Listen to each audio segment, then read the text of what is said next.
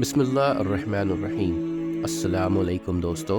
حضور صلی اللہ علیہ وسلم کی یتیم پر شفقت کا واقعہ۔ نبی علیہ الصلوۃ والسلام عید کے دن گھر سے مسجد کی طرف تشریف لانے لگے۔ راستے میں آپ صلی اللہ علیہ وسلم نے کچھ بچوں کو کھیلتے دیکھا۔ انہوں نے اچھے کپڑے پہنے ہوئے تھے۔ بچوں نے سلام عرض کیا تو نبی علیہ الصلوۃ والسلام نے جواب ارشاد فرمایا۔ اس کے بعد آپ صلی اللہ علیہ وسلم آگے تشریف لے گئے۔ ایک بچے کو خاموشی کے ساتھ اداس بیٹھے دیکھا۔ آپ صلی اللہ علیہ وسلم اس کے قریب رک گئے۔ آپ صلی اللہ علیہ وسلم نے اس بچے سے پوچھا کہ تمہیں کیا ہوا ہے، کہ تم اداس اور پریشان نظر آ رہے ہو؟ اس نے رو کر کہا، اے اللہ کے محبوب صلی اللہ علیہ وسلم، میں یتیم میں مدینہ ہوں۔ میرے سر پر باپ کا سایہ نہیں ہے جو میرے لیے کپڑے لا دیتا۔ میری امی مجھے نہلا کر کپڑے پہنا دیتی، اس لیے میں یہاں اداس بیٹھا ہوں۔ نبی علیہ الصلوۃ والسلام نے اسے فرمایا کہ تم میرے ساتھ آؤ۔ آپ صلی اللہ علیہ وسلم اسے لے کر واپس اپنے گھر تشریف لائے۔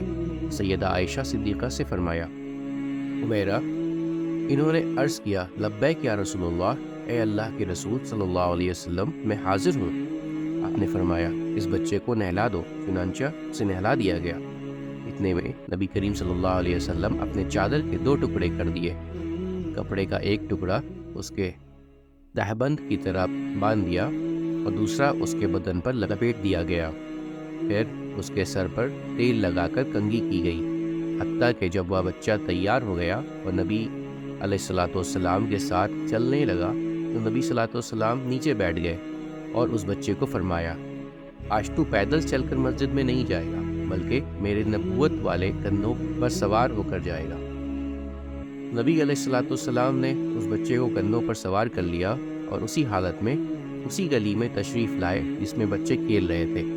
جب بچوں نے یہ معاملہ دیکھا تو وہ رو رو کر کہنے لگے، کاش ہم بھی یتیم ہوتے اور آج ہمیں بھی نبی کریم علیہ الصلوۃ والسلام کی نبوت والے کندھوں پر سوار ہونے کا شرف حاصل ہوتا۔ نبی علیہ الصلوۃ والسلام جب مسجد میں تشریف لائے تو آپ صلی اللہ علیہ وسلم ممبر پر بیٹھ گئے تو وہ بچہ نیچے بیٹھنے لگا۔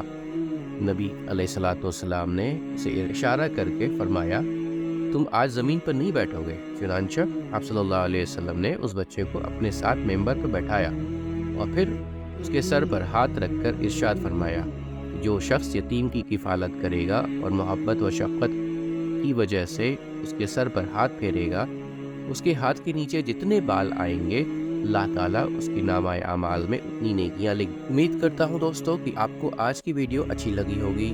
اگر آپ کو ہماری ویڈیو اچھی لگی ہے تو ویڈیو کو لائک ضرور کریں اور مزید اس طرح کی ویڈیوز دیکھنے کے لیے ہمارا چینل سبسکرائب کر لیں اور دوستوں کے ساتھ شیئر کرنا بھی مت بھولیں۔ اللہ آپ سب کا حامی و ناصر ہو۔ انشاءاللہ ملتے ہیں اگلے ویڈیو میں۔ اجازت دیجیے، السلام علیکم، اللہ حافظ۔